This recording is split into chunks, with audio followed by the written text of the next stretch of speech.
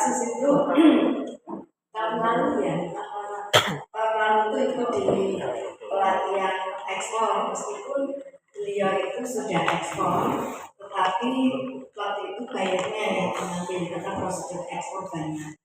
Kemarin saya diminta oleh Bu Yantini itu untuk memberikan materi kontrak bisnis ekspor. Materinya agak berat, tapi nggak usah dipikirkan. Yang penting itu ditelaah, dilihat itu karena suka tidak suka, mau tidak mau, kalau nanti memang Bapak Ibu betul-betul real ekspor, tetap akan ada kontrak bisnisnya. Nah, sebelum saya mulai, perkenalkan saya itu Yuyun Yunasuti, bisa dipanggil Yuyun gitu saja. Kami dari GPI, Gabungan Perusahaan Ekspor Indonesia, untuk DIY, saya selaku ketua. Nah, asosiasi ini sudah 60 tahun usianya. Kalau zaman dulu itu yang harus jadi anggota harus sudah ekspor.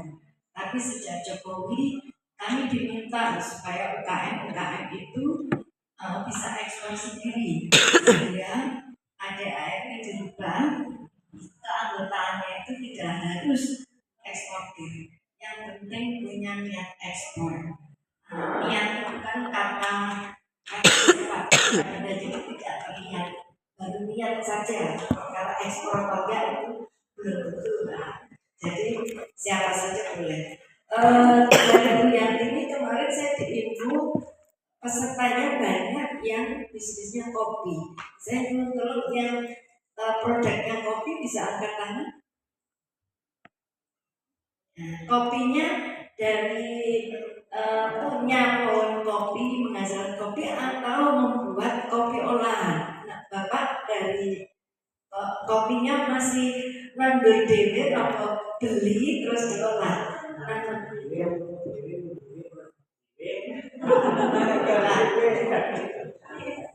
Sampai jadi minuman. Berarti rata-rata nanam sendiri ya. Nanti sebelum saya mulai lagi, bahwa kalau untuk kopi Pak, itu permintaan itu nggak akan ada habisnya. Bahkan eksportir kopi itu sudah 3 tahun terakhir tidak kebagian kopi karena sudah terserap banyak di lokal untuk kamisol kasih. Jadi para buyer kopi itu sudah agak susah mengambil kopi dari Indonesia. Pertama sudah sulit nyari barangnya. Yang kedua, yang green kopi lebar. Yang kedua harganya sudah mahal. Kenapa? Karena di lokal aja sudah tinggi harganya. Yang saya Pak, kira-kira harga kopi Bapak kopinya robusta atau arabica? Arabica agak langka itu. 1 kilo kalau yang pink berapa Pak? Yang masih hijau. Yang sudah di bawah Rosbin,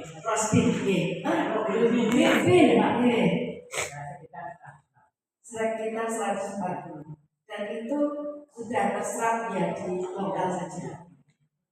Baik, jadi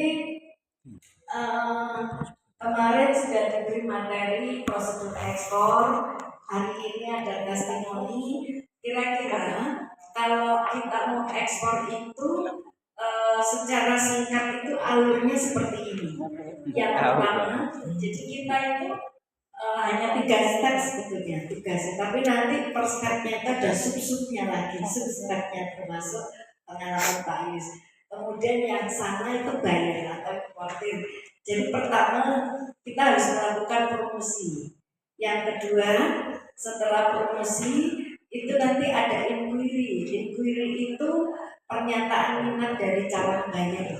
Nah, setelah ada permintaan niat calon buyer, kita mengajukan penawaran, namanya overseat. Nah, setelah ada penawaran, rembukan macam-macam, ini bisa lama, bisa hanya sehari, bisa seminggu, bisa setahun. Nah, setelah deal kita akan ada permintaan resmi atau order sheet. Nah, setelah itu baru ada sales kontrak. Jadi sales kontrak yang saya berikan hari ini itu melalui tahapan seperti itu. Nah setelah itu ada sales confirmation. Nah kalau sudah tahap 1, 2, 3, 4, 5, 6 itu baru kita bisa sujud syukur. Tapi juga belum bisa lega. Kenapa? Karena uangnya belum diterima. Bahkan bisa saja kopi ini ditandur. Jadi kontrak bisnisnya kopinya dikirim bulan September. Padahal panen kopi bulan Agustus bisa terjadi. Jadi sujud syukur yang pertama. Nah dari situ baru kita itu lihat kontrak bisnisnya seperti apa. Jadi kontrak bisnis ekspor adalah perjanjian tertulis antara eksportir, Bapak Ibu sekalian, besok insya Allah jadi eksportir, dan importir atau pembeli dari negara yang berbeda, yang mengatur hak dan kewajiban mereka dalam transaksi perdagangan internasional. Misalnya sehari-hari ibu produknya apa ya? Kopi juga. Terus selama ini kopinya dijual kemana? Punya kedai sendiri, jualan kopi coffee shop gitu ya. Nah, kedai itu kan nggak cuma kopi ya yang dibutuhkan. Jualannya selain kopi ada makanan, bikin sendiri atau disuplai. Nah, kalau yang titipan UMKM berarti pasti ada perjanjian. Ini harganya berapa, pembayarannya gimana. Nah, kira-kira kontrak bisnis ekspor itu seperti itu. Jadi semua ada bisnis. Seperti misalkan ibu belanja di Indomaret, itu kan dapat itu dong, nota lah, itu sebenarnya kontrak bisnis. Tapi kalau ekspor bentuknya macam-macam, isinya macam-macam. Kira-kira untuk prosesnya tadi dari 6 bagian itu, jadi mulai dari inquiry itu isinya seperti ini. Jadi ada description of good, itu maksudnya penjelasan produk. Misal kalau kopi arabica, kandungan airnya berapa, warnanya apa, berapa kilo dan lain sebagainya, itu namanya penjelasan tentang produk. Terus quantity itu jumlahnya. Misalnya kalau ekspornya 1 kontainer itu 20 feet, kira-kira 18 ton misalnya. Terus pembayarannya, term of delivery-nya, jadi kapan dikirim, pembayarannya bagaimana, ini baru inquiry. Jadi nanti si buyer itu nanya, saya minta kopi sekian ton dan lain sebagainya, dikirim bulan ini. Setelah itu kita mengajukan penawaran, tambah lagi itu. Di situ ada sampel, ada destinasi atau tempat pengiriman, kemudian juga ada cara pembayaran. Tadi sempat ada yang tanya cara pembayarannya bagaimana. Itu macam-macam. Ada yang transfer, ada yang dibayar di muka. Kalau belum pernah ekspor, saran saya minta dibayar di muka supaya aman. Terus kalau misalnya pakai DP-nya juga bertahap. Pertama 50%, terus setelah barang jadi ditambah 30%, terus setelah masuk kontainer, sebelum pintu kontainer ditutup baru ditutup 20% lagi. Kalau baru pemula jangan sekali-sekali pakai LC atau apa, kecuali perusahaan Bapak itu sudah super besar, itu tidak apa-apa. Nah, order slip itu adalah jawaban dari buyer untuk mengisi berbagai kontrak bisnis, dan di situ udah macam-macam isinya sampai sepanjang itu. Intinya kontrak bisnis itu yang ditulis adalah apa yang menjadi kesepakatan ketika negosiasi. Apa yang perlu diperhatikan? Yang pertama, pahami budaya bisnis. Jadi kalau kita mau berbisnis, kita itu mau sama. Kalau kita belajar tadi, Pak Yus menyampaikan kendala bahasa. Kalau kita mau mudah belajar bahasa negara lain, itu harus mengenali budayanya dulu.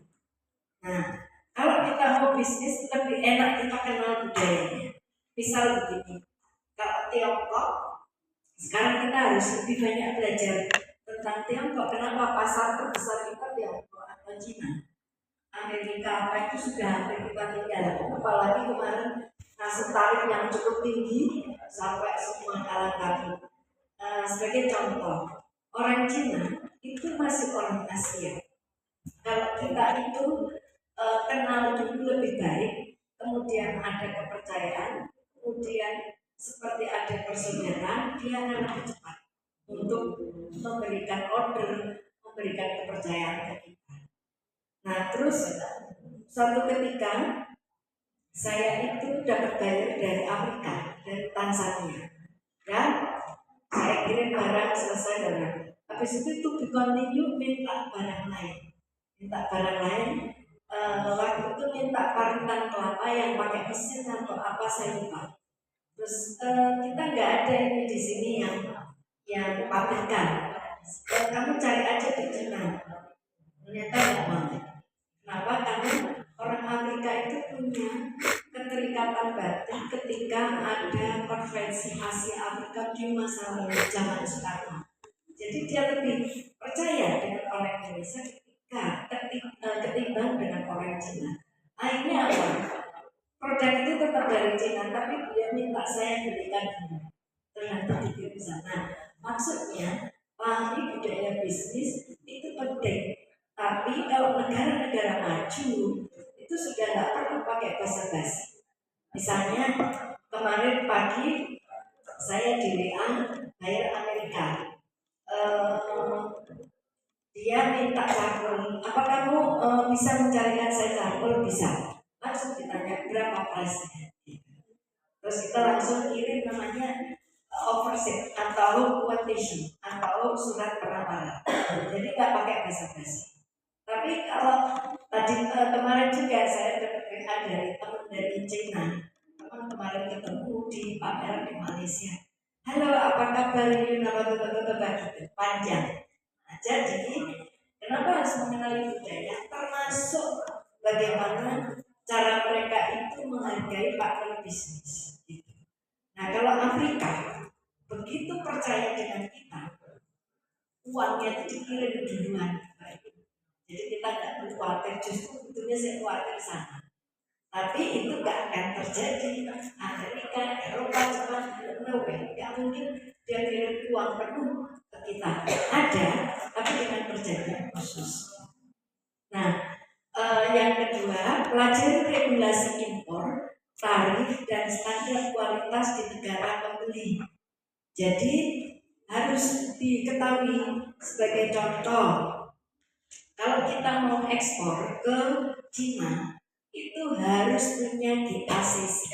GACC itu kira-kira gampangannya itu kayak BPOM-nya sana. Nah, produk yang sudah diekspor ke Cina itu kalau dari Sleman Salak Pondok. Kalau manggis bukan dari Sleman ya, dari tempat lain ya. Salak Pondok itu udah diekspor ke sana. Tahu nggak Bapak Ibu? Itu tuh bukan untuk langsung dimakan, tapi untuk dijadikan sesajian ibadah. Maka harus yang terbaik, setelah itu baru dimakan. Salak Pondok kita itu ekspornya ke Cina, ke Kamboja, lewat Vietnam.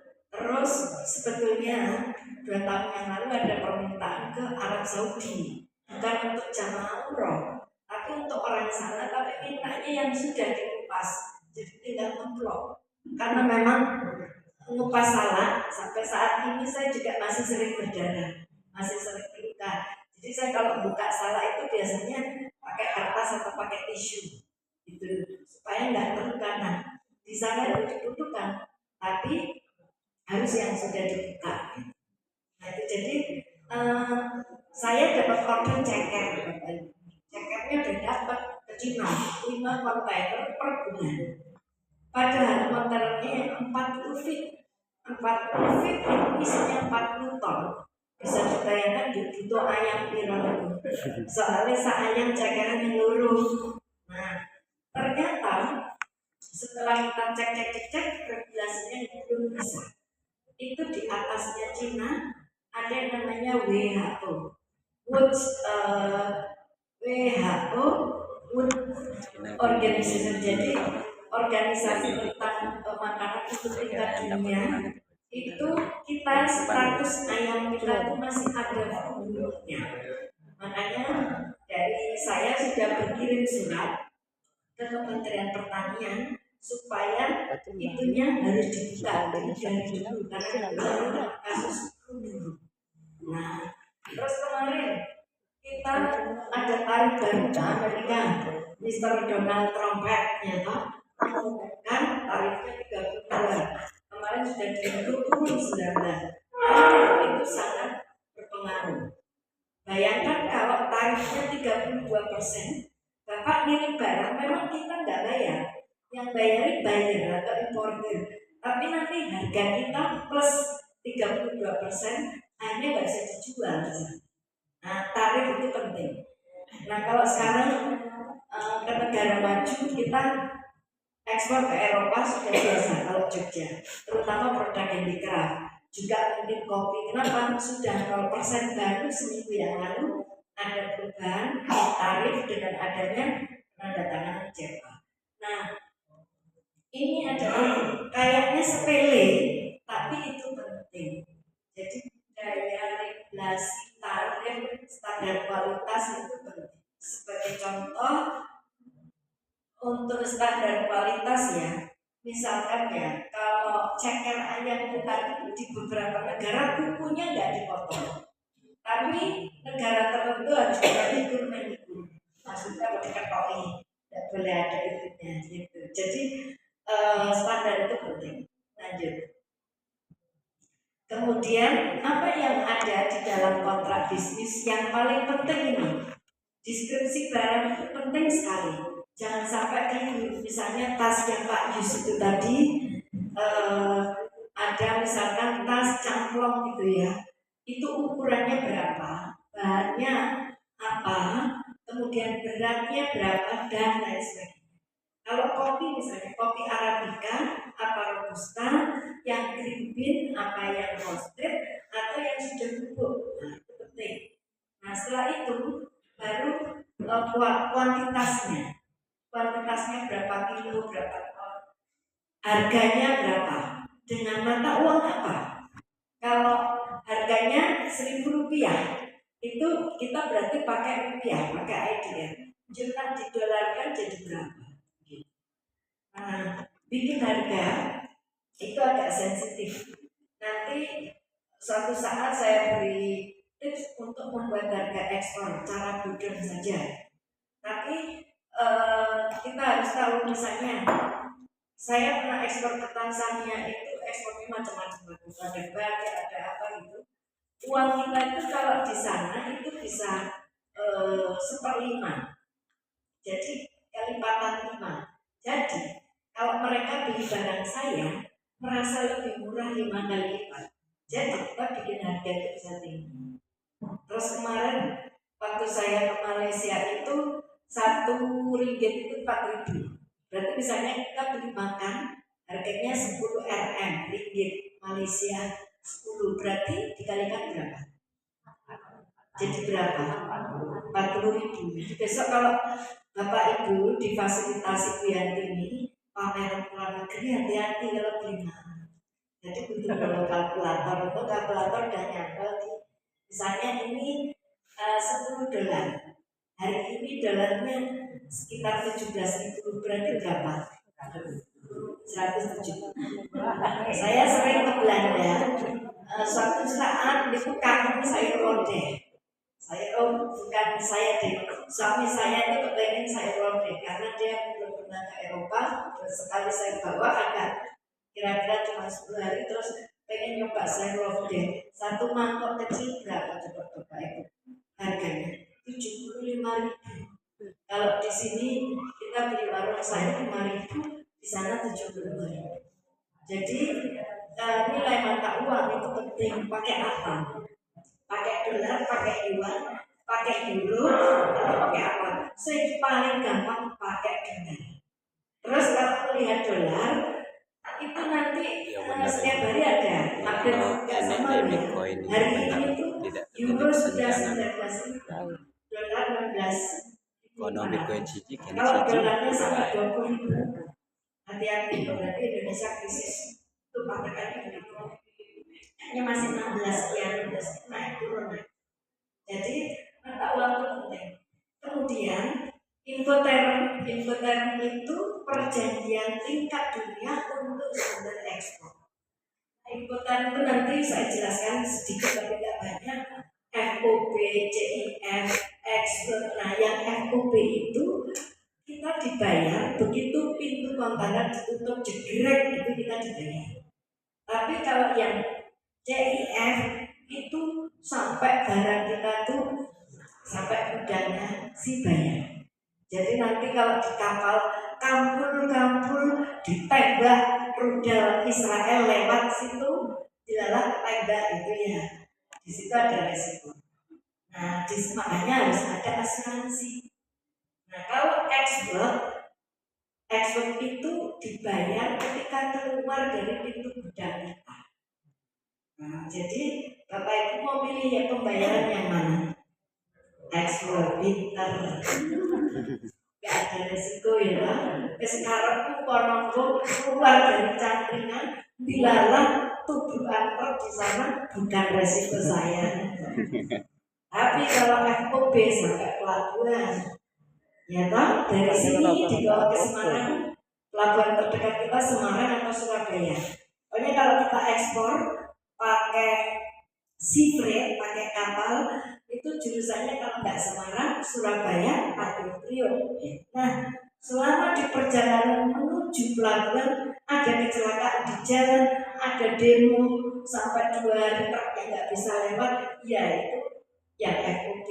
Karena barangnya kita tanggung jawab sampai masuk kapal. Gitu.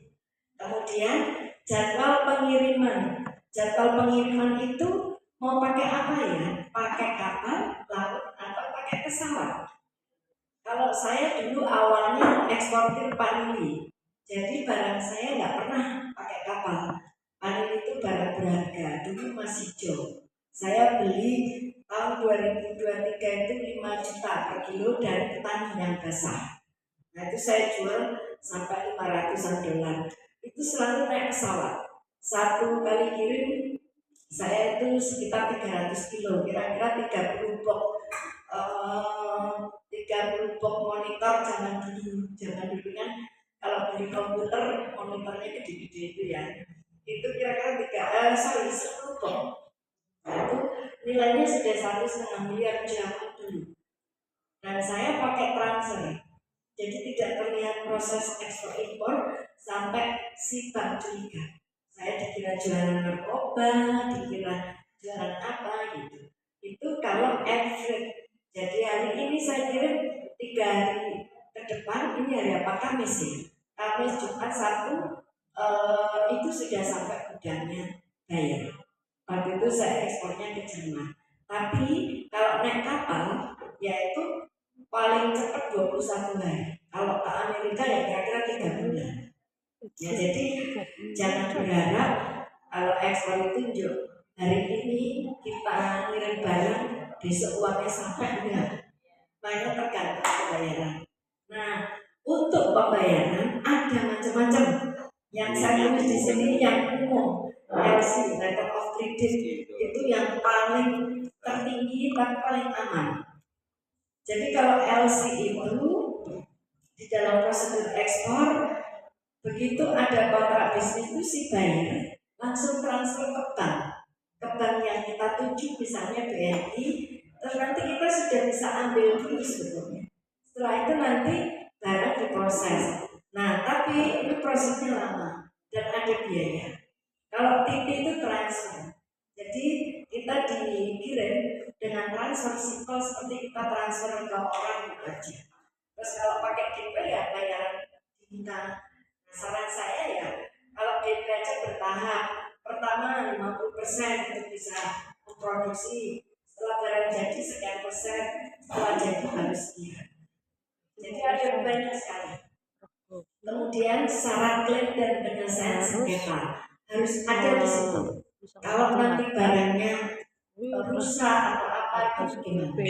Terus yang terakhir asuransi barang. sekarang itu ada asuransi ekspor. Jadi asuransi itu menjamin kalau terjadi sesuatu dia tetap akan bayar fee. Bahkan si asuransi itu bisa melihat ini bayarnya itu amanah apa tidak dalam berbisnis. Ada track recordnya. Kalau amanah nanti preminya bisa lebih kecil dan dia akan ngomong ke kita, oke Pak itu bayarnya bagus. Tapi kalau enggak dia akan pikir-pikir, Pak hati-hati ini bayarnya enggak jelas ini. Nah, kita bisa nanti suatu saat kita panggilkan asuransi ekspor yang punyanya pemerintah. Nah, saya dulu waktu ekspor vanili itu yang bayar asuransi itu bayar saya, bahkan 110%. Artinya apa? Kalau terjadi sesuatu, malah saya dapat 110. Suatu saat saya pernah berdoa, bahwa pesawatku ditembak ya itu ya. Jadi ini terjadi kecelakaan force major namanya. Nanti saya akan dapat 110%. Wah kalau kayak gitu mah gak bagus lah. Karena apa? Bahagia di atas penderitaan orang lain. Yang menderita dia asuransi. Kalau bayar gak apa-apa, dia juga akan dibayar. Cuma tidak dapat vanili kan. Nah jadi asuransi zaman sekarang harus. Karena waktu menjamin supaya kita itu dibayar. Lanjut. Kemudian Incoterm. Incoterm itu sudah peraturan yang standar di seluruh dunia. Itu yang mengatur ya para penanggung jawab ya. Nah itu ada banyak macam Incoterm. Jadi tujuan Incoterm itu untuk menstandarkan interpretasi istilah perdagangan internasional. Jadi istilahnya FOB, CIF, terus F2, nah itu udah baku istilahnya. Nah, supaya apa? Supaya tidak terjadi kekeliruan. Kemudian menghindari kesalahpahaman dalam kontrak beli jual internasional. Perubahan dari Incoterm 2010 itu sebenarnya cuma apa delivery plus unloaded. Jadi di mana barang itu dibuka atau dibongkar. Kan kalau istilah anak-anak sekarang kalau beli dari Shopee, dari Tokopedia itu unbox dibuka. Maksudnya itu. Nah ini kita lewati saja karena rumit nanti enggak masuk ke ekspor. Sebetulnya Bapak Ibu sih tahapannya belum sampai ke kontrak bisnis, tapi enggak apa-apa dulu pusing dulu. Jadi nanti enak sudah waktunya ekspor. Nah ini istilah-istilah tadi sudah saya sampaikan ya. CIF itu sudah. Jadi kalau CIF itu yang paling tinggi. Ibaratnya kalau kuliah itu S3, habis S3 sudah tidak ada lagi. Ada S7, S3 gitu. Itu sudah tidak ada. Jadi kalau CIF itu cost, insurance, dan freight. Maksudnya apa? Sampai untuk menjual juga diasuransikan. Itu sudah tingkat tinggi. Harganya bisa jauh beda. Misalnya kalau ekspor kopi Arabica ekspor itu harga 140 ya. Tapi kalau di CIF harganya bisa saja menjadi 400.000. Nah, perbedaan harganya jauh. Makanya dilematis. Kita mau pakai CIF atau ekspor. Kalau CIF berarti barangnya selalu pakai. Tapi resikonya juga banyak. Tapi kalau ekspor ya itu harga lokal itu, tapi nggak ada resiko apa-apa. Begitu keluar pintu kita langsung dibayar. Nah, makanya yang paling rendah itu ekspor, yang paling tinggi itu CIF. Saya yakin Pak Sus tadi awalnya pasti lewat ekspor tadi. Nah sekarang mungkin beliau sudah ke yang nomor 9, kira-kira itu. Saya lupa tadi tanya. Kayaknya belum sampai ke CIF. Ini proses panjang. Pabrik-pabrik besar, eksportir besar itu baru yang pakai nomor 11. Betul usah saya sebutkan nanti tambah muat, lanjut saja. Lalu apa saja dalam negosiasi itu negosiasi tidak hanya tentang harga, volume atau repeat order, tapi bisa juga eksklusivitas. Jadi misalkan misal Bapak kopinya Arabica dari Yogyakarta, masih Sleman, masih cangkringan. Karena Sleman kan ada tempel, ada pakem, nah itu di-brandkan. Nah eksklusivitas di sini eh, buyer itu misalnya di kontrak bisnis, kamu hanya menerima kopi dari brand saya. Brand saya itu apa tuh? Dari cangkringan Sleman, Yogyakarta, Indonesia, merek Arab, jenisnya Arabica. Itu namanya eksklusif. Berarti buyer itu tidak boleh menerima kopi selain dari punya Bapak. Nah, kalau produknya Pak Sus itu bisa dibikin eksklusif asal misalnya produknya sudah dihakikan atau hak kekayaan intelektual. Nah, makanya Bapak Ibu di provinsi itu banyak pelatihan-pelatihan tentang hak kekayaan intelektual. Itu sekedar ikut pelatihannya saja supaya bisa paham, oh punya kita tuh bisa dihakikan. Misalnya cara kopinya salah satu menunya itu dihakikan resepnya. Kalau resep sebetulnya tanpa didaftarkan ke Kemenlu sudah bisa. Tulis misalnya kopi cappuccino cappuccino arabica campurnya misalnya harganya begitu. Itu ditulis resepnya adalah gulanya 1/4 sendok kecil, kopinya 2 sendok, airnya sekian, bla. Nah, resep itu ditulis, ini tidak boleh ada yang kopi. Suatu saat chefnya atau baristanya membawa resep itu keluar bisa ditutup. Nah, tapi kalau produk-produk seperti wayang apa itu bisa dia. Terus kalau tanaman namanya bukan haki, itu khusus ke Kementerian Pertanian. Jadi indikasi geografis. Misalnya saya nggak tahu Bu Yanti ini apakah salah Sleman, salah Pondok Sleman sudah didapatkan indikasi geografis. Nggak tahu ya kalau pada sudah ya. Sepertinya sudah. Misalkan yang ada di Sleman itu yang nggak tahu kopi Merapi mungkin, terus Salak Pondok, kemudian kayak Bandeng Juwono, nah itu sudah didaftarkan. Atau kopi gayo dari mana juga Bapak? Aceh, nah itu sudah didaftarkan indikasi geografis gitu. Nah, kalau misalkan ada alternatif klaus atau pasal-pasal, kenapa? Misal begini, Pak Yus, itu kan produknya banyak handmade. Itu harus ada klausul khusus, misal perjanjiannya bulan Mei sampai Malaysia. Dilarang para perajinnya itu lagi musim kawin, musim pernikahan.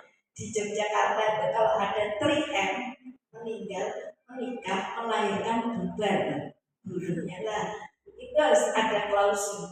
Kalau perajin kasongan itu sudah terbiasa, mereka punya buruhnya itu dicampur dari berbagai daerah, nggak mungkin hanya dari Jogja. Nah itu harus dikasih klausul bahwa ini barang bisa datang jika kira-kira begitu. Kalau dunia pertanian dilalah kok gagal panen, ada serangan hama, ya itu harus ada klausul. Kemudian gunakan interpreter atau penerjemah dan konsultan dasar. Terutama kalau Bapak Ibu mau dapat, tadi Pak Yus kan menyatakan bisa konsultasi ke dinas, ke eksportir yang di atasnya atau ke siapa yang kalau Anda mau ini, mau apa namanya, mau sekali transaksi. Saya itu kemarin baru pulang dari Malaysia itu salah satunya anggota GPI yang juga dulu dari dinas Sleman itu pameran ke Malaysia. Liburnya mahal banget. Saya sudah punya feeling, nggak mungkin karena pameran di Eropa aja harganya sekian.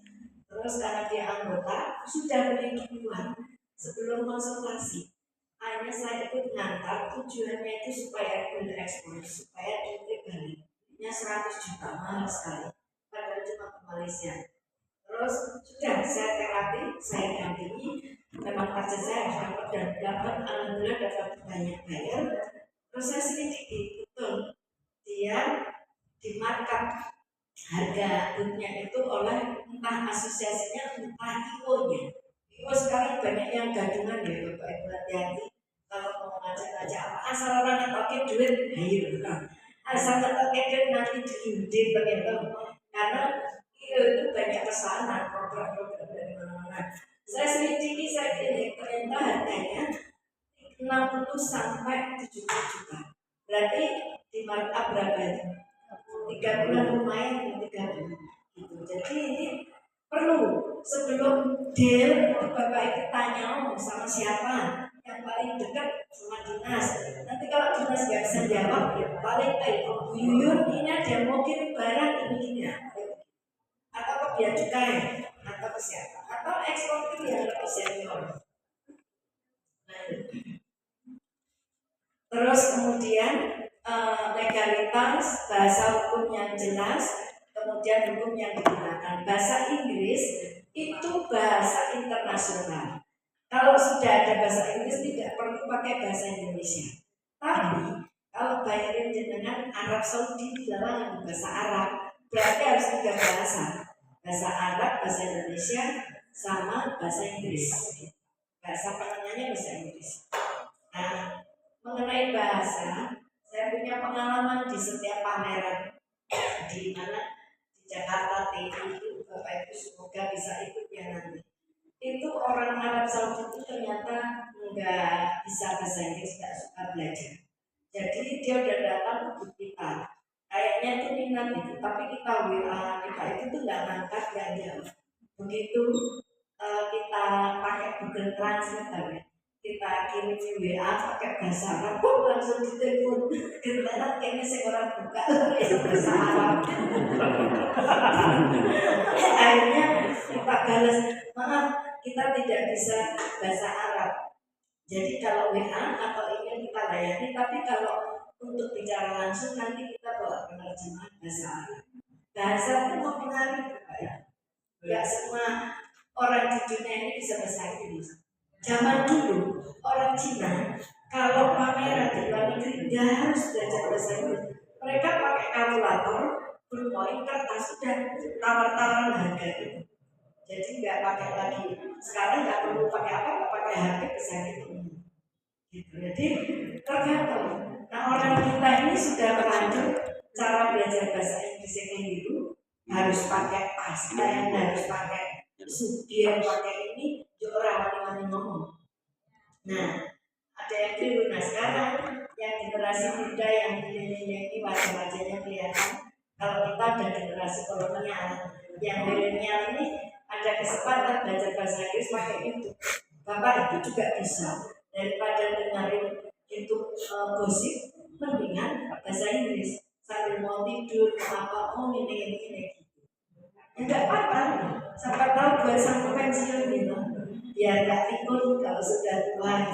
Karena bahasa Inggris itu.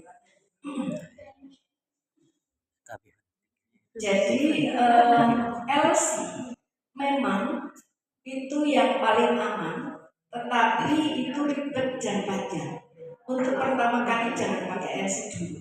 Tapi kalau sudah berkali-kali Bapak Ibu ekspor memang justru pakai LC atau Bapak Ibu sudah ahli dalam ekspor lebih aman pakai LC. Kenapa? Kalau LC itu banyak sudah dikunci, sudah aman. Dan sebaiknya Bapak Ibu juga jangan main-main. UKM kita itu biasanya UKM seumur jagung.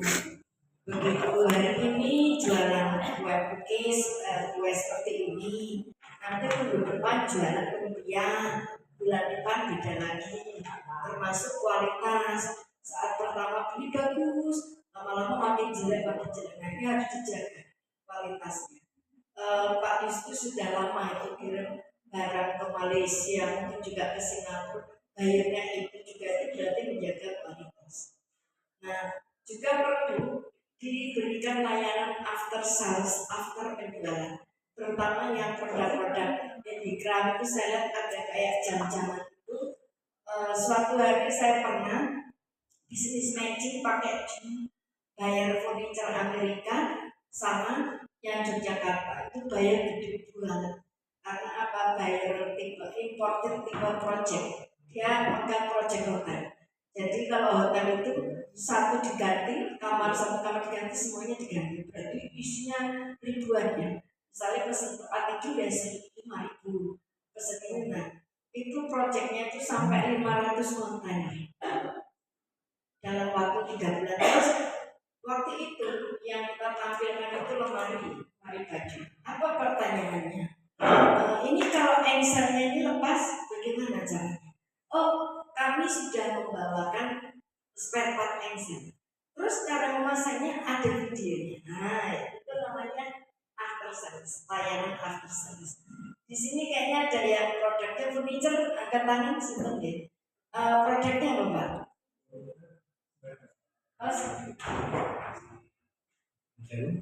Ada dari lemari, kalau sudah ekspor. Nah kan ada pintu, ada jendela, lemari kan kadang dibawa dari sini ke Bandung, saya lepas kan bisa bawa. Nah mungkin kalau bapaknya lepas atau apa mungkin tidak ke sana, di apa namanya, dibetulin, diperbaiki lagi, biayanya tinggi. Tapi kalau sudah ekspor harus dipikirkan.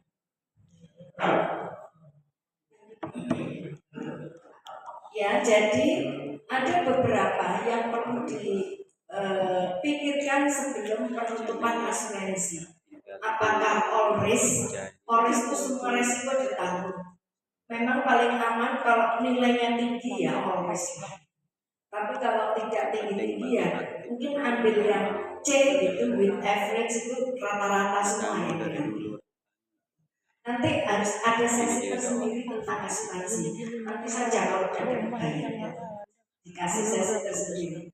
Nah ini termasuk yang tadi itu pertanggungannya berapa. Jadi kalau bisa 100% atau 110 dari nilai barang. Tadi saya kasih contoh, saya selama ekspor panen di Jerman itu yang membayar asuransi adalah bayar saya dan itu 110%. Memang aman, tapi nilainya jadi tinggi. Karena tidak semua diasuransikan. Kalau 110% bahkan itu plus dari nilai barang plus dokumen ekspor. Jadi Bapak Ibu itu kalau sudah mau kirim barang, bahkan di dalam kontrak bisnis itu ada dokumen ekspor yang dicantumkan.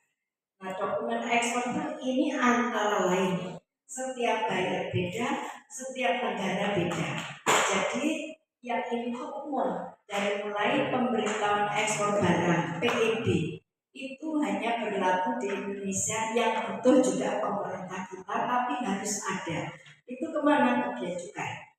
Hari pertama kan ada dari bea cukai. Ya karena kalau Bapak Ibu tidak mendaftarkan ke bea cukai berarti termasuk barang ilegal. Nah, tapi buyer tidak butuh itu. Terus komersial invoice itu maksudnya nota. Berapa nih harganya gitu. Jadi misalnya pembelian daun pintu 100 biji, 100 daun pintu. A berapa? Misalnya satu daun pintu reganya 500.000, kalikan 100 totalnya berapa? Namanya komersial invoice yang bikin jenengan atau eksportir. Packing list itu juga yang bikin eksportir atau Bapak. Packing list itu misalnya gini, kopinya Bapak itu seperti yang di situ. Di dalam itu inner boxnya, inner postnya itu ada aluminium foil. Kemudian dibuat pakai pos. Lalu posnya dimasukkan ke kardus. Satu kardus isinya ada 20 pos. Nah, nanti kardusnya itu masih dilapisi plastik. Nah itu dijelaskan. Namanya packing list. Kemudian nomor 4 bill of lading, nomor 5 RWD. RWD itu kayak surat barang. Jadi misalnya Bapak itu ngirim salah dari Sleman ke terminal Gimangan sana. Itu truknya itu kan bawa surat barang, surat keterangan barang, itu namanya RWD. Terus Certificate of Origin, surat keterangan asal barang itu diambilnya di Dinas Perdagangan Provinsi. Jadi kalau mau mengeluarkan barang, oh asalnya itu dari Sleman, harus tertulis itu. Nah, sehingga ketahuan ini ekspornya dari Sleman, barangnya berasal dari Sleman. Terus sampai sanitary, health and veterinary itu dikeluarkan oleh Balai Karantina. Semua yang terkait tumbuh-tumbuhan maupun binatang itu harus lewat Balai Karantina. Kemarin furniture juga mau di Balai Karantina kan? Kenapa? Karena furniture dari kayu, kayu berasal dari tumbuhan, protes semuanya. Lalu wis dari barang mati kok ke sini. Nah, tapi kalau salah manggis ya harus. Kenapa? Karena bisa jadi itu masih mengandung bakteri dan lain sebagainya. Nah, salah lebih ketat lagi. Kalau diekspor ke Cina, Balai Karantinanya itu QC-nya, nilainya itu 90%, bayangkan. Kalau itu satu kontainer isinya 12 ton, di siji-siji lah koreksi. Karena di dalam salah itu ada bakteri apa yang itu cukup membahayakan kalau ada di situ. Jadi ciri-ciri kontrak bisnis ekspor yang sukses itu jelas dan terperinci. Kemudian kesepakatan bersama. Jadi nomor 2 ini prosesnya adalah ketika ada negosiasi bisnis. Nanti kita begini loh, ini itu ada di nomor 2 di negosiasi. Kemudian tertulis dan terdokumentasi dengan baik. Kemudian memuat ketentuan dosen sengketa. Adanya klausul dari pemerintah maupun dari buyer. Kalau dari buyer misalkan, kalau barang itu tidak sampai tanggal 30 Mei, apa yang harus Anda lakukan? Termasuk kalau engsel lepas itu bagaimana? Itu perlindungan untuk buyer. Juga untuk kita. Kalau barang sudah sampai, saya harus terima pembayaran tanggal sekian. Lalu kalau enggak tanggal sekian saya terima uang, bagaimana?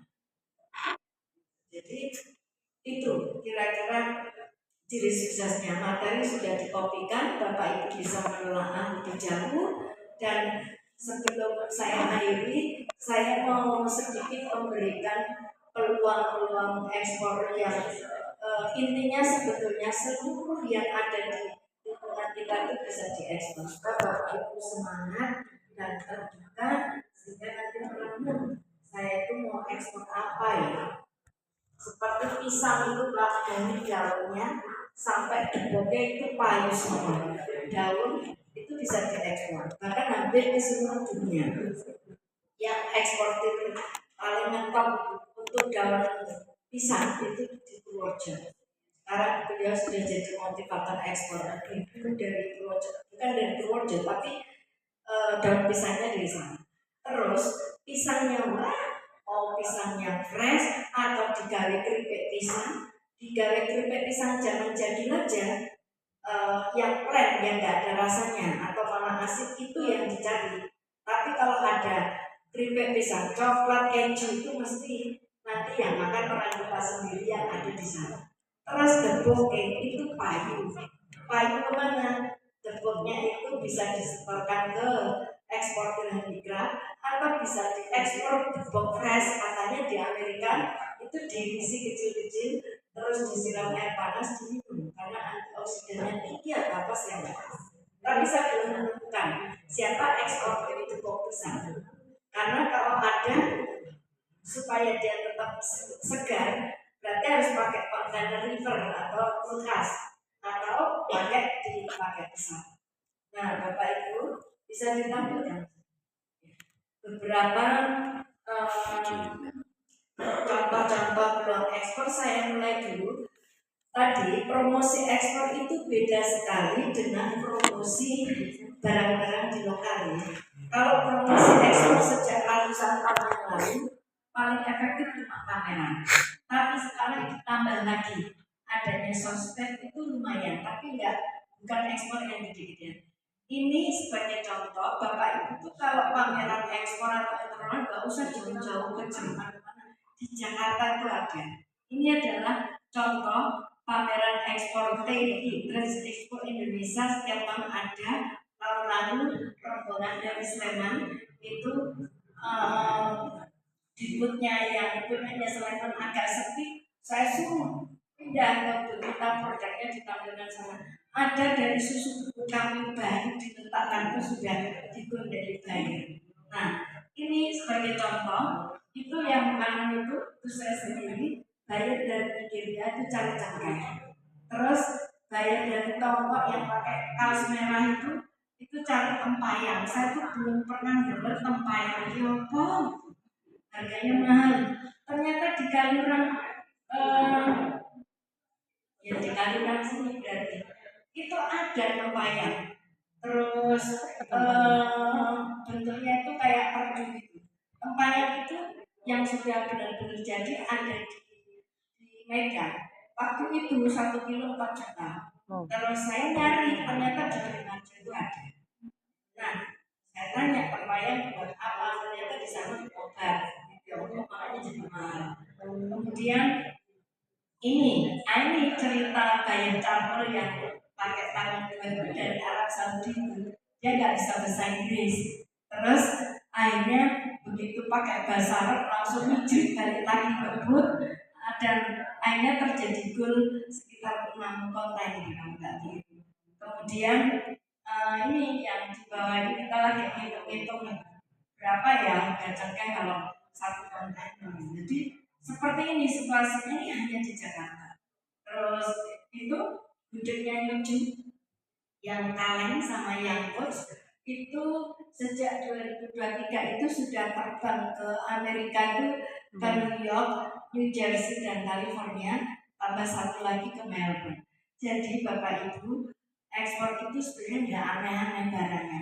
Apa saja yang ada di sini bisa. Untuk gudeg itu ekspornya ya kita yang punya gudeg. Siapa? Buyer atau end user atau yang makan orang Indonesia yang tinggal di Amerika. Kalau gudeg memang masih orang kita, tapi penduduk kita di Amerika kan banyak. Kalau mereka mau bikin gudeg sendiri, semua orang bisa. Gorengnya dari mana? Gak ada di sana goreng. Jadi ekspor itu cukup. Nah, tapi kalau produk kita, bayarnya atau konsumennya orang sana, contohnya keripik pisang, buah keripik singkong, keripik buah seperti keripik salad itu sama di Amerika, tapi sampai sekarang saya belum ketemu keripik salad yang cantik bersih nggak ada noda. Nah, kenapa ada nodanya? Karena teroksidasi. Nah, itu perlu diriset. Sudah banyak kawin-kawin di Sleman itu bikin keripik salad, tapi belum ada yang bersih. Itu banyak dicari, termasuk sukun. Jualan keripik sukun di sana itu laku, tapi saya udah keliling ke toko-toko oleh-oleh itu, semua keripik sukun itu keras. Nah, supaya nggak keras, kayaknya yang harus orang food processing yang melakukan.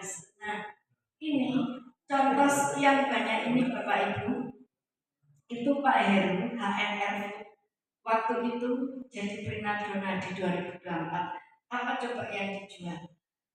Dried fruit, jadi semua buah-buahan itu di open, jadi kering itu, nah itu banyak yang jadi. Nah, saya yang keliru.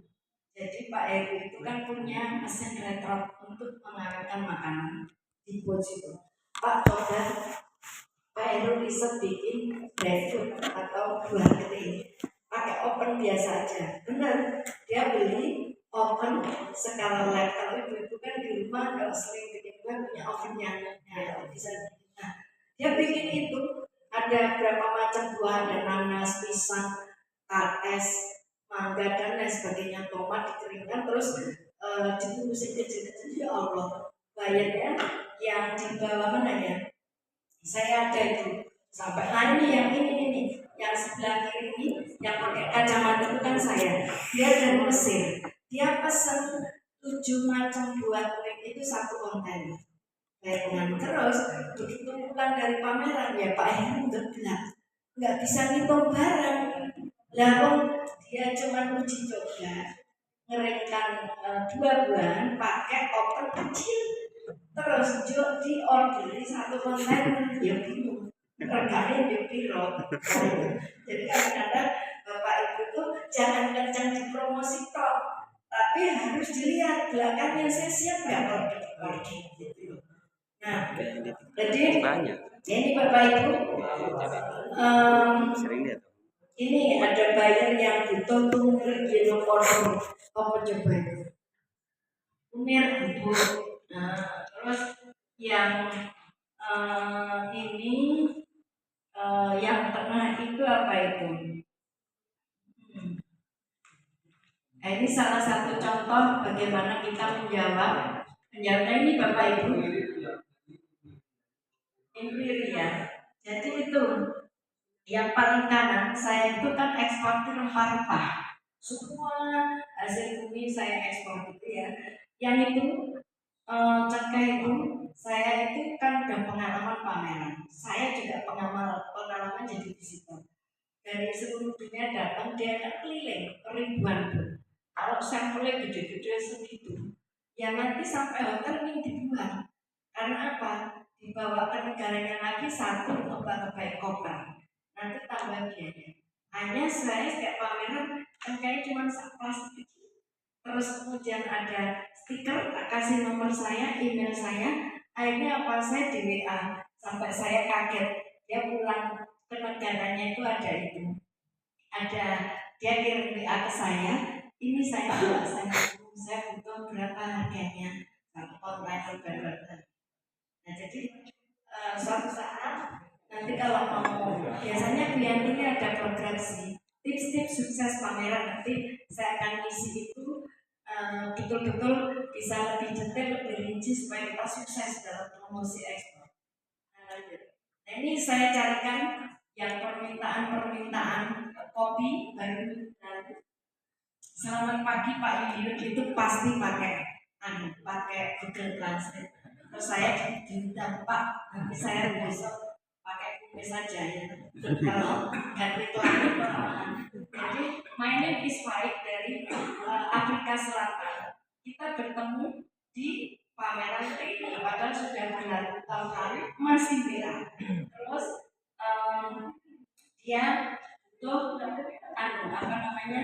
Dia interested in green coffee bean. Saya tertarik ke green coffee itu Pak. Saya tanya Arabica atau Robusta. Berapa kontainer kamu butuhnya? Arabica. But many consider Robusta as well. Tapi saya lebih konsentrasi ke Robusta. Iyalah di Indonesia itu kopi terbanyak kan memang Robusta. Jadi saya kalau ada buyer yang untuk Arabica itu mikir-mikir aja. Nanti saya jawab mumet nih boleh. Jadi di PO saya makanya saya jawab untuk Arabica di Indonesia hanya sedikit produksinya saja. Terus dia minta dikirimi apa katalog. Terus kemarin saya baru saja landing di Indonesia. Saya waktu pameran di Malaysia itu di WA. Terus saya belum bisa, saya masih pameran. Terus ini saya just landing terus. Oke, thank you. Please take a break. Ya, kamu istirahat dulu. Terus kapan kita akan ngobrol lagi tentang kopi ya? Dan kita belum tak jawab. Soalnya saya yang terdahulu untuk kopi aja belum saya layani. Jadi ya, tapi mungkin ini akan saya layani karena kebutuhannya paling kecil. Satu kontainer biasanya saya dapat order kopi itu sampai 20 kontainer atau minimal 4 kontainer. Lain golek nang endi wong kabeh sudah dia ngambilin kopi itu. Kalau kita ke Temanggung Magelang lalu saya bawa buyer dari Mesir, saya bawa kopi. Beberapa kelompok tani koperasi itu komit bisa sekian kontainer gitu. Nanti saya pilih lagi karena bayarnya bulan Agustus akan datang. Kalau kesini insya Allah saya coba ke komunitas kopi Sleman Bu yang ini bayar saya dari Mesir. Terus yang itu dia minta apa itu? Ada we are currently sourcing high quality HBS. Yang HBS itu apa Bapak? Kembang pala. Gak mengira ya. Ada permintaan kembang pala Kemudian long pepper itu cabai lengkuyang itu, cabai kuyang. Nah, terus long pepper, clove itu cengkeh. Nah, terus dia minta harga satu full kontainer load FCL import delivery Nava Seva. Maksudnya itu dulu kan pelabuhan Nava Seva ini ya. Nah, itu jadi peluang ekspor itu cukup banyak. Saya belum menyampaikan peluang makanan, misalnya sambal-sambalan itu ke Amerika cukup kencang, sambal terasi, sambal tomat, sambal cumi, sambal teri. Siapa yang makan orang kita yang dari sana? Soalnya dari sambal terasi diri, cabenya ada, berambangnya ada, terasi terlalu gitu. Terus itu aku lengkap-lengkap, itu terasi baliknya kemana-mana gitu. Belum lagi kemarin saya dari daerah Amerika yang kemarin saya ajak ke Dekranasi malah pesen kerupuk singkong bukan keripik. Jadi kerupuk singkong sekolah jari-jari deh sambal itu ya. Kaget saya kenapa dia jalan-jalan ke Indonesia di restoran disuguhi kerupuk itu dia kepengen beli itu kenapa karena dia punya restoran di Amerika. Terus restorannya tidak hanya melayani orang yang datang untuk makan, tapi juga delivery. Ada yang terima pesanan dari rumah. Jadi kesimpulannya Bapak Ibu, semua apa aja yang ada di Sleman, ada di Cangkrian itu bisa diekspor. Cuman produk apa yang bisa kita temui, apakah cocok, kita bisa melakukan itu, misalnya godong pisang. Ya tentunya ukurannya sepiro, pecah-pecah, apa yang utuh kan begitu. Saya itu baru mau belajar pisang yang daunnya itu tidak pecah-pecah, tapi pisangnya bisa kita bikin keripik ini pisang opor. Coba saya tanya yang biasa di kebun, kalau pisang tepok itu daunnya pecah-pecah apa masih utuh ya? Kalau sudah berbuah, apa enggak? Pecah-pecah. Oh, berarti jangan ngambil tepok berarti. Kalau saya kepengen membudidayakan produk. Oh, produk saya tanam biji deh. Ya. Produk nggak pakai biji atau dilematis ya. Kalau mau diambil daunnya, pisangnya enak. Kalau mau diambil pisangnya, daunnya pecah. Tapi berarti minimal harus dua lah, pisang sama tepok atau daun sama tepok. Oke, Bapak Ibu, itu yang bisa ada contoh lain sudah cukup ya. Yang bisa saya contohkan bahwa semuanya itu bisa diekspor. di lahan Wonogiri Bapak Ibu mau pilih yang mana? bagus Terus daunnya ini kan sering pelatihan diambil manajemen ekspor. Kalau produk Bapak Ibu belum bisa diekspor ya cari produk lain. Nah itu cari peluang ekspor itu di mana? Bapaknya di DPI. Karena setiap hari saya DPI bayar betul ini, betul ini, betul ini. Terus bagaimana caranya? Kita itu tidak harus produksi sendiri, bisa kolaborasi.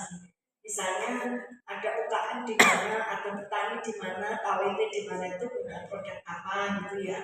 Itu nanti bisa kolaborasi itu kerjasama. Saya yang mengeksporkan dengan yang punya barang sehingga tidak perlu modal terlalu banyak. Tapi harus amanah. Kalau nanti perjanjiannya lagi itu tadi. Jadi perjanjian tidak hanya dengan buyer tapi juga dengan supplier. Kalau saya nggak membeli, berarti kalau saya mampu mengeksporkan bagi hasil atau 50-50 atau 30-70. Yang penting Bapak Ibu itu kalau berbisnis satu amanah, terus konsisten, menjaga kualitas, dan itu insya Allah kalau seperti itu bisa jangka panjang, bisa lebih sustainable. Tapi kalau cuma mau cuan jangka pendek, gampang kalau tipu-tipu aja. Kayak misalnya saya dikasih bayar sekian miliar atau 1 juta, dia dikirim dan saya sedang menyelesaikan kasus itu. Ada bayar dari dia itu bikin restoran berikut spa. Masuk terus order judul-judulnya itu yang bahasa Indonesia dari Jogja sudah mengeluarkan uang 6 miliar itu barangnya tidak menunjukkan dan saya bisa dijadikan saksi nanti di Kapolda untuk menuntut si eksportir itu. Nah, nama eksportirnya apa? Ternyata sudah biasa nih. Jadi waktu itu pernah ikut pameran di luar negeri, biasanya dari KBRI atau kedutaan itu bawa bayar visit gitu. Wah, dunia ini dia eksportir yang dulu nipu saya malah jadi terima. Nah, maksud saya jangan melihat duit terus kita siap, kita harus tanggung jawab karena kita ingin hidup lebih panjang, ingin jadi eksportir lebih panjang, jadi harus tanggung jawab. Demikian Bapak Ibu yang dapat saya sampaikan. Terima kasih atas perhatiannya. Saya mohon maaf kalau ada yang mau tanya, silakan. Oke, silakan Pak. Oh ya, ada satu yang mobil nih. Bapak nanti nomor 20 Pak sebutkan nama, kemudian produknya apa, pertanyaannya apa. Saya Pak duduk di sini. Bisa diambilkan.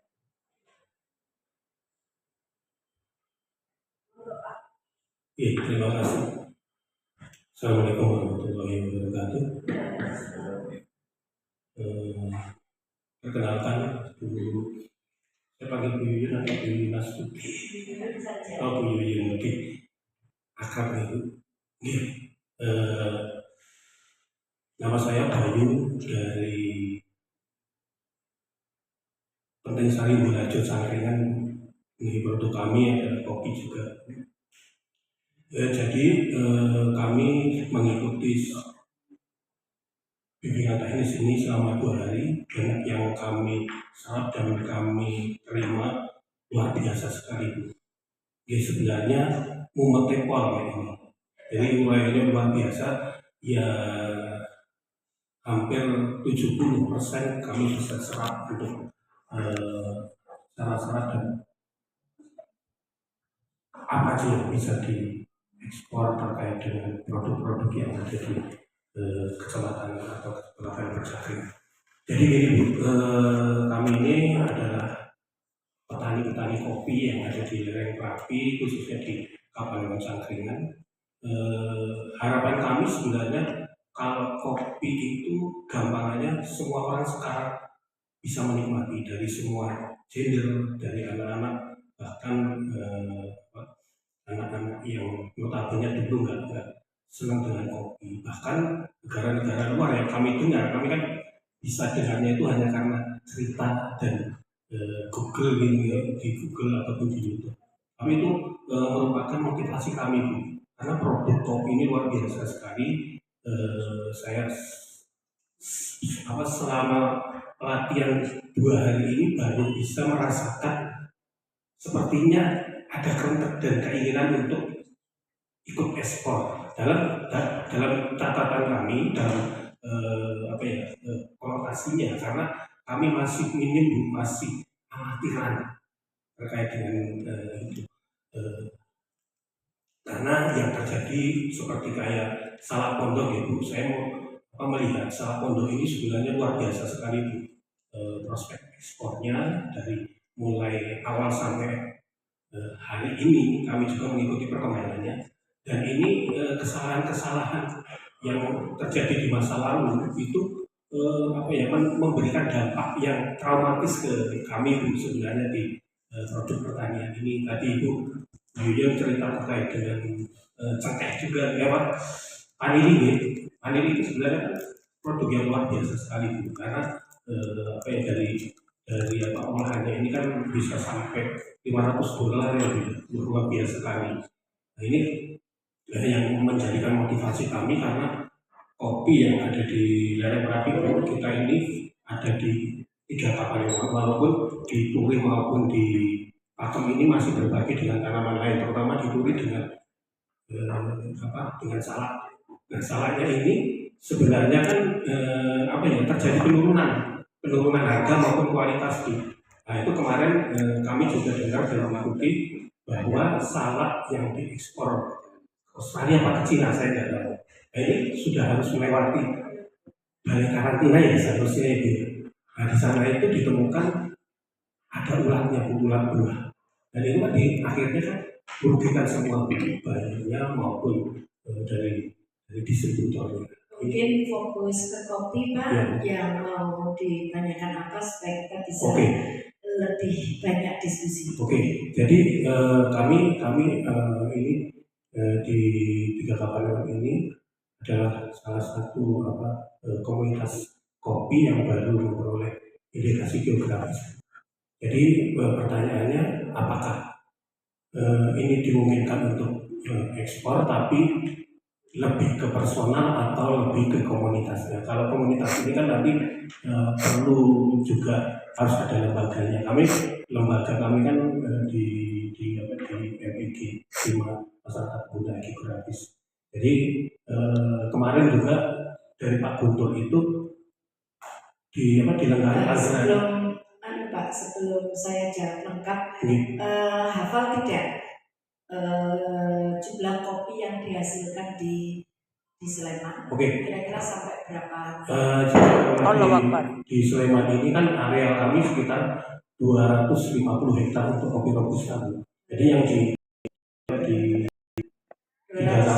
hektar kira-kira kalau jadi green kopi, green kopi itu kurang lebih kalau per bakarnya itu sekitar berapa ya? Sekitar 2 sampai 3 kilo. Itu kalau dikalikan dikonversi 1 hektarnya 1 hektarnya 100 tanaman. 2 sampai 3 kilo itu berarti produktivitas rendah karena ya. Di Magelang itu masih 5 kilo. Iya, betul. Baik Pak, saya sudah paham. Jadi supaya saya gantian yang lain. Intinya kalau pertanyaannya apakah kami bisa ekspor, sangat bisa. Justru saya balik, kira-kira kalau ini mau ekspor itu kapasitas produksinya berapa? Karena kopi Sleman itu sudah terserap di mana-mana, termasuk di kafe-kafe shop anak-anak muda, dan itu saya bangga bisa diserapnya. Kalau pertanyaannya eksporternya perseorangan atau komunitas, eksporternya bisa perseorangan, bisa komunitas, tapi nak jenengan ekspor sendiri saya yakin tidak mampu memenuhi kuantitinya. Kalau green bean itu harus banyak, minimal 1 kontainer. 1 kontainer itu isinya kira-kira 18 ton. Nah kan berarti untuk menumpuk. Nanti eksportirnya intinya gini, kalau kita itu yang berbasis pertanian itu ya kadang sulit untuk mencari kekompakan itu loh. Ada kelompok tani tapi nanti brodol dewe-dewe, ada tengkulak yang ngasih selisih harga 1.000 ya dikasihkan gitu. Kalau emang mau serius, nanti justru saya koordinasinya dengan dinas pertanian. Nanti saya minta peta, kira-kira yang dihasilkan di Sleman ya harus kaplingan itu total berapa. Nanti saya bisa cari buyer yang skala apa, karena buyer kopi saya itu rata-rata gede-gede semua. Ada buyer saya Mesir itu yang nanti bulan Agustus kalau tidak ada halangan akan saya bawa ke Sleman. Nanti saya tak koordinasi dengan Bu Yantini maupun dengan dinas pertanian. Itu paling tidak dia butuhnya itu 20-an kontainer sekali kirim. Terus tapi dia juga bisa memfasilitasi terima minimal 1 kontainer. Berarti kalau 1 kontainer untuk kompakan dikelompoknya dari siji. Nah kalau kopi tidak terlalu rumit prosedurnya, jadi aman. Nah sekarang kalau kopi itu mau mencapai added value itu berarti dibikin kopi roasted itu tahap atas. Cuma kopi yang sudah digongso atau dibakar peminatnya itu agak sedikit. Kenapa? Mereka lebih senang yang hijau, yang masih bin, karena itu bisa dibakar sendiri. Kalau sudah dalam bentuk sudah dibakar itu aromanya berbeda kalau dikirim. Nah kalau sudah dibakar itu harus pakai brand sendiri supaya harganya lebih mahal. Nah kalau itu tentu tidak harus kontaineran. Kalau itu bisa kecil-kecil. Nah tapi untuk bisa mengekspor kopi yang sudah ada brand sendiri sampai roasted itu butuh proses. Bagaimana caranya roasted kopi bisa hasilnya enak itu gimana, itu perlu pelatihan khusus. Karena kalau kita asal bakar nanti nggak sesuai spesifikasi juga nggak laku. Begitu untuk kopi.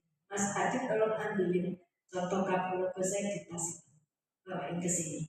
Ya, kira-kira itu Pak, jawabannya bisa diekspor. Kalau serius ya nanti kita bimbing, tapi tolong dikelompokkan dulu datanya. Minimal secangkring nanti kalau panen menghasilkan berapa ton. Itu dulu nanti saya bisa katakan bayarnya. Monggo Pak yang di belakang, kalau bisa teriak-teriak saja karena Kedua hal yang perlu kami bertanya, yang pertama, apakah dari BPI ini ada semacam program pendampingan? Saya ulangi, apakah dari GPI ini ada semacam program pendampingan kepada kami ini Bu secara langsung? Kami ini, tapi bentuknya kalau kami ini bentuknya kelompok, jadi ada sentra gitu. Untuk produknya craft, stone craft. Jadi, ini insya Allah nanti bulan depan ini kita baru mulai empowering nanti di teman-teman existing pengrajin saat ini ada sekitar 20 sampai 25, kemudian rencana nanti kita akan kembangkan sampai di sekitar 50-60 pengrajin. Posisinya di Kelurahan Bulharjo, Jangkringan. Kemudian yang kedua, apakah juga dari GPI ini memiliki link itu pihak ketiga? Karena terus terang untuk pengembangan kawasan ini kita tidak bisa bergantung kepada anggaran dari pemerintah, khususnya dari kelurahan, karena terbatas sekali anggaran dari kelurahan. Nah, untuk itu kami berusaha untuk mencoba mencari link terobosan yang dari pihak ketiga dalam bentuk kerjasama tentu saja. Itu yang kedua. Kemudian yang ketiga, terakhir Bu Yuyun tadi menyebut Kardanon. Jadi kalau nanti butuh Kardanon bisa dengan saya sebagai. Kami punya workshop tapi tidak di Jogja, tapi di Kapulaga. Workshop kami ada di perbatasan Jawa Tengah Jawa Barat, ada di Majengan. Itu aja Bu. Baik. Jadi kalau GPI jelas ada pendampingan langsung, bahkan Pak Sus itu sempat itu programnya dari Dinas Sleman, pendampingan kita langsung ke lokasi itu. Kalau Pak Sus saya targetnya naik kelas itu bahwa Pak Yus bisa pesan sendiri kontainer, tidak buyer yang menyediakan, itu sudah beda lagi. Nah, kalau ini ada satu kelompok stone craft isinya 60 sampai 70 perajin, ini bisa Pak dijadikan kelompok. Nanti dari GPI tak nyari semacam sponsorship untuk pendampingan ekspor. Jadi nanti pendampingannya nggak di kelas seperti ini. Yang pertama kita langsung lihat dulu pertama asesmen seperti apa craftnya itu, terus setelah itu kalau masih kurang bagus dan bla bla bla ini harus di-fitkan dulu sampai ke standar ekspor. Setelah itu dicarikan buyer. Nah, nanti siapa eksportirnya, bagaimana apa nanti dirembuk komunitas. Apakah bikin koperasi, apakah bikin PT, apakah bikin apa saja. Yang penting itu bisa diekspor. Nah, perlu Bapak Ibu ketahui untuk langkah 1 ekspor itu nanti saya akan didekani oleh Bu Yantini, itu bisa pakai cara undername. Undername itu apa? Undername itu kita nggak perlu pakai nama perusahaan kita sendiri untuk ekspor. Jadi pinjem supaya Bapak Ibu tidak kesulitan untuk mengurus ekspor license izin ekspor. Nanti bentar lagi saya dimarahi karena kalau undername nanti tidak tercatat eksportirnya itu dari Sleman atau dari mana, tapi itu langkah pertama kalau Bapak Ibu itu mau cepat bisa ekspor. Seperti Pak Yus itu pasti dulu nggak pakai nama sendiri, kenapa? Supaya cepat barangnya berangkat. Nah itu jadi ada syukur komunikasi terus dengan Bu Yantini. Bu, apakah ada kelanjutan pendanaan ekspor? Kalau ada nanti ya per kelompok itu. Tapi nanti masih banyak celah-celah di sana. Apalagi perajinnya 60 sampai 70 perajin itu berarti bisa satu kelompok besar kayak sentra, nggak harus sentral, tapi perajinnya ada, kencang-kencang nggak masalah. Kalau produknya bisa digeneralkan untuk produk ekspor itu bagus. Jadi misalnya ada permintaan satu kontainer itu kan bisa digarap bersama untuk satu jenis produk. Masih banyak. Kemudian pihak ketiga yang dimaksud pihak partner gitu Pak untuk pendampingan. Ya nanti pendampingan bisa dari GPI, kemudian nanti siapa yang mensponsori karena pendampingan bisnis itu butuh juga biaya itu nanti ya pihak ketiga itu nanti bisa mencarikan. Syukur-syukur masih ada lah cara-cara. Terus tadi Kak permintaan Kapuloko ada Pak, tapi ini justru klien saya kopi dari Mesir itu memberikan bibit Kapuloko dari Afrika yang ini nanti dijamin kalau nanti ada petani yang mau nanam ini nanti dijamin untuk dibeli, bahkan nanti selama proses penanaman itu akan didampingi. Kapuloko ini nanti akan dijadikan campuran kopi kalau di negara-negara Mesir, bahkan di negara lain. Cuman Kapuloko ini kan tanaman jangka panjang, dia mulai bisa berbuah itu 1 sampai 2 tahun. Tapi kalau sudah pernah berbuah setahun 4 kali, jarak tanamnya saya nggak tahu. Nanti biasanya ini harus petani kopi yang mau coba membuat di Jogja Site. Tapi kalau mau dikoordinir, cuma harus konsultasi dulu dengan dinas pertanian. Soalnya lahan di Yogyakarta itu terbatas. Jadi kalau mau tandur itu koordinasi dulu. Bener nggak kita mau nanam ini? Takutnya lahannya habis.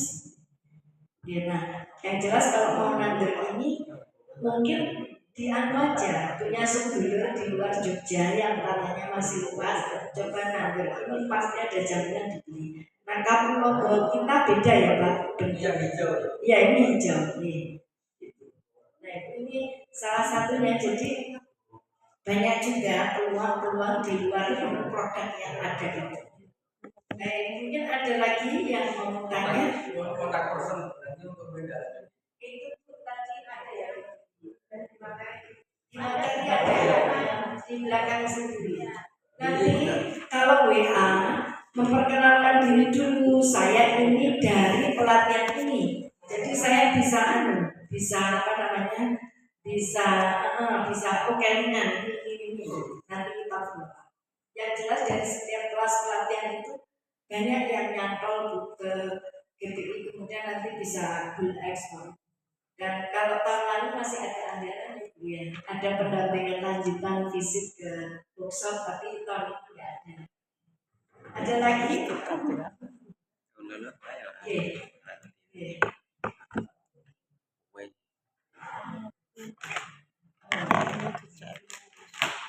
Ya, kalau kopi nanti Pak, nanti tektokan saja. Terus perkiraan bulan Agustus, tapi sebelum bulan Agustus saya harus berkunjung dulu. Tapi tolong dikumpulkan dulu kira-kira datanya. Kalau sak kelompok tani atau sak komunitas atau sak itu kira-kira maksimal dikumpulkan jadi berapa ton, itu penting.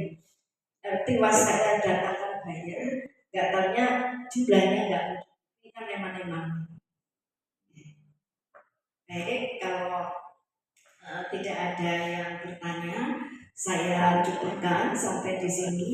Jadi apapun ilmu yang diberikan oleh para narasum dari kemarin itu intinya pasti akan memberikan manfaat kepada Bapak Ibu sekalian, dan itu sebenarnya jadi pahala kami karena menyelarkan ilmu, dan silakan dipertimbangkan, dipikirkan, diamalkan. Jika memang niat betul-betul mau ekspor, ya harus dilanjut ke step berikutnya.